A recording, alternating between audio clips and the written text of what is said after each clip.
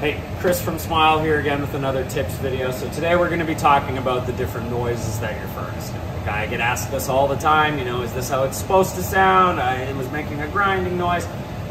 Right now we have our nice Lennox furnace here running, and this is exactly how your furnace should sound. And this is with all the doors off. It's a lot louder than it should be.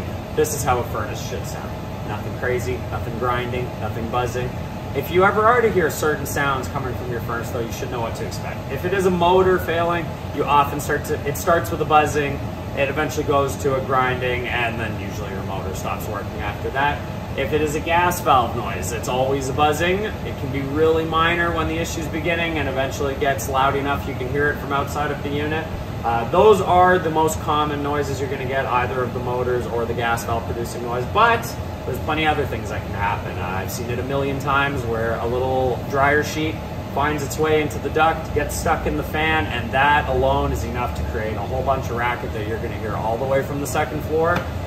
There's a lot of things that can happen. If you're hearing any kind of noise coming from your furnace that sounds unusual, please don't wait for something to break. Get a technician out there as soon as possible and, you know, find out what's going on.